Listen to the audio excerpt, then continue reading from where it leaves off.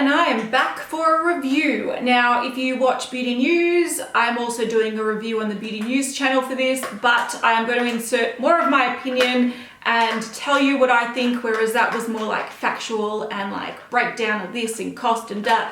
So I'm going to tell you more about, I'm going to waffle more about what I think about this palette. So this is the Urban Decay Afterdark Palette. I bought it from Mecca in Australia. It was 80 bucks. In the US, I believe it's $49. Packaging, guys.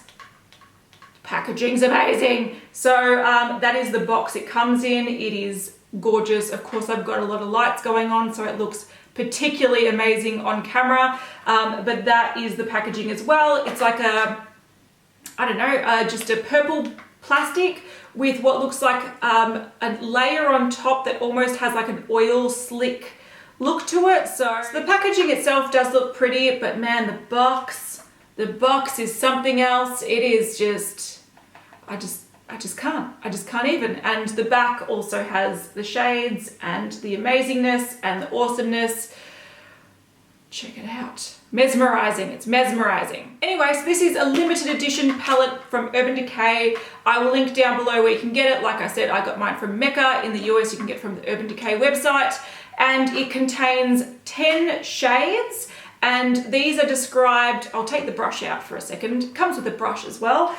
These are described as being like metallic jewel toned colored shades. So there's no mattes in here. There's not really any nudes. These are mainly bold colors for going out, having fun, creating a bit more of a dramatic eye look compared to, say, a naked palette or something like that. So you get 10 shades. Top row seems to be quite warm. Bottom row tends to be quite cool. There is a nice variety of shades in here. We've got some lights. We've got some, you know, burgundy, gold, brown, purples. This is my favorite color here. It's like a brown that shifts green, and then you have like a teal and you have a blue. So very, very pretty, very fun, and it's a really nice way to add some color into a collection. If you, for example, have a bunch of the naked palettes and you kind of go, I want to add some more fun, this is a nice way to do it in a really wearable way, because you can mix these with other palettes to create quite wearable looks, rather than using, for example, that kind of neon palette they have. That's a little bit intimidating. This is a little bit more of an approachable way to add color into a look, and it does complement the naked palettes really, really well. So for example, that is the Naked Smoky, and you could see that you could add some purples, you could add some blues into that, and create some really nice, fun looks. Okay, I'm going to talk about the packaging really quickly. Yeah, it is nice. It is a purple plastic with that sort of oil slick look to it. It's quite sturdy. It's got a magnetic closure, which is quite nice. And then also it's got a really kick-ass mirror. And what's great about this mirror is that wherever you move it, it stays. So you can flip it all the way back like that and do your makeup. It's a huge mirror, so you can do like see your whole face. Or if you wanted to sit it up and angle it and do your makeup using it like that, very easy to do. Also, it comes with a double-ended brush. Now, this brush isn't amazing, but at the same time, it is very well thought out in a sense that you get one side that has sort of like a densely packed flat brush on it, which is really good for packing on product, especially colored product that you want to have quite bold. And then the other side is smaller, but also quite dense. So it's good for putting on like the inner corner, lower lash line, adding a pop of color somewhere more precisely. So you don't have things like fluffy brushes designed for blending, because you're not really going to be blending these shades into the crease. These are more bold, vibrant, bam kind of colors. So even though the brush isn't of amazing quality, it is very well suited for this palette. Okay, let's get on to the swatches, and then I'll let you know what I think about the palette.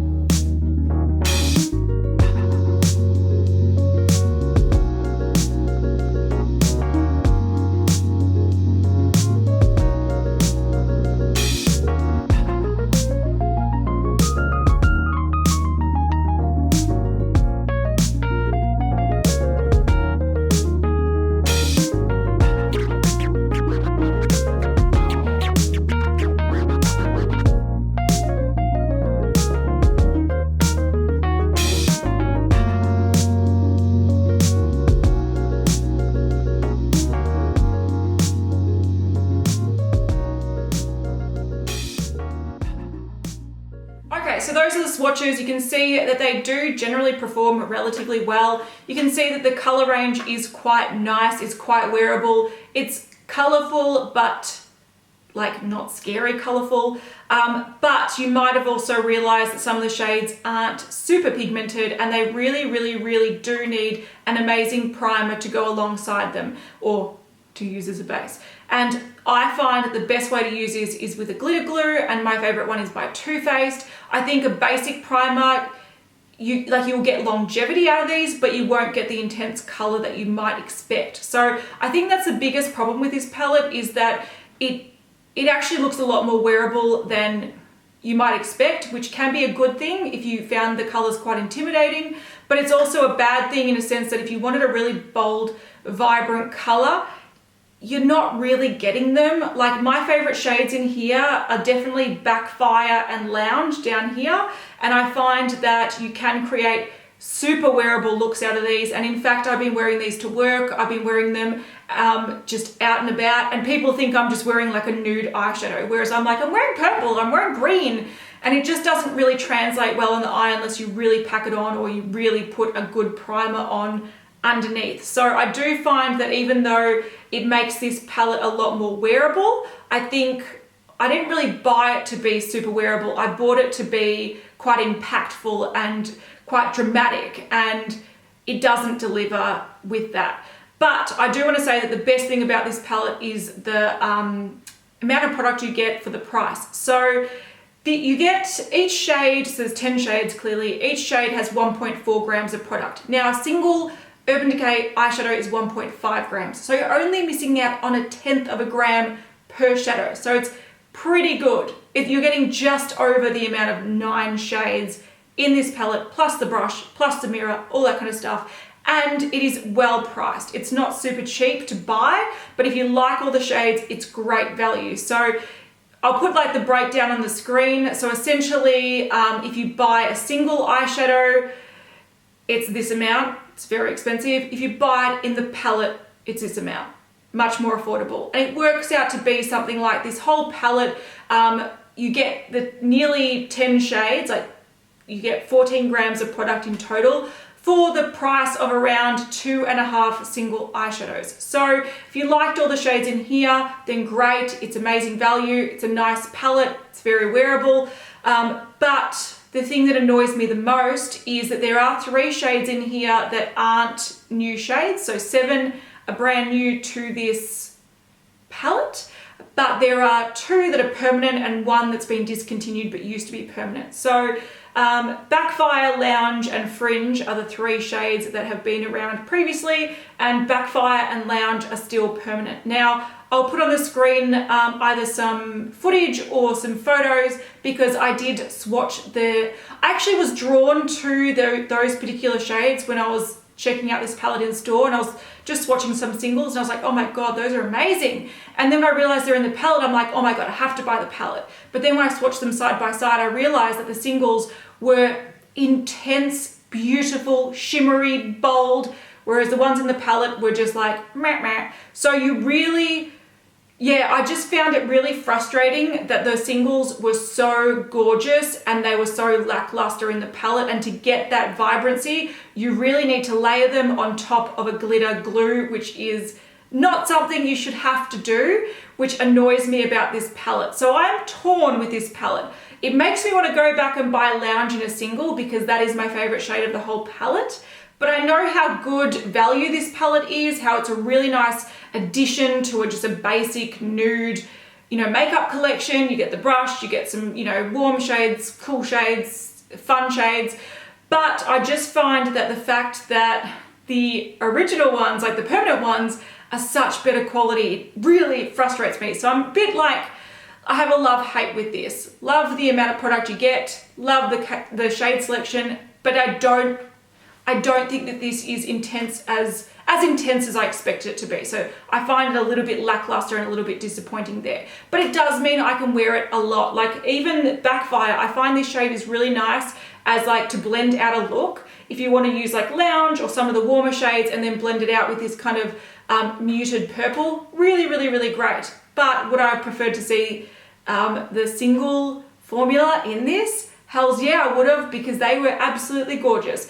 Another example of like shades that are a bit lackluster and annoy me a little bit. Alter up here, which looks like it'd be a beautiful light shade that shifts gold, which looks like it is on the finger. It actually applies really kind of almost chalky on the eye, and if you, for example, put it over any other shade here, it just mutes it. It doesn't add a gold shift like you would expect it to do. It just really mutes the color and makes it a little bit more boring. So I just find that some of the shades don't perform amazingly unless you just use them on their own and pack them on. If you do kind of work them together, they just kind of meld together into, I don't know, like blandness. Also this shade here, which is Seen, that kind of pink with a gold shift, gorgeous swatched, gorgeous on its own, but once again, if you pat it on top of another color just to add a bit of highlight, it just looks gold, and you kind of go, well, maybe I should have just put Sinful, that gold shade. So I don't know. I'm not in love with the shades, I'm not in love with the formula, but I think it's a really nice way to sample some of Urban Decay's shadows, to add a bit of color into your collection, and yeah, it's just a nice kind of collector's palette, and it's not an obnoxious colorful palette, it's a wearable colorful palette. So yeah, I'm not disappointed that I bought it, but I definitely want to go back and buy those individual shades because they're my favorite shades in this, and the fact that they're so gorgeous on their own annoys me. Anyway guys, I've got to get going because I've got a sweat mustache going on. If you do want to see what lipstick I'm wearing, what nail polish I'm wearing, I'll have them in the description box because people do ask me that.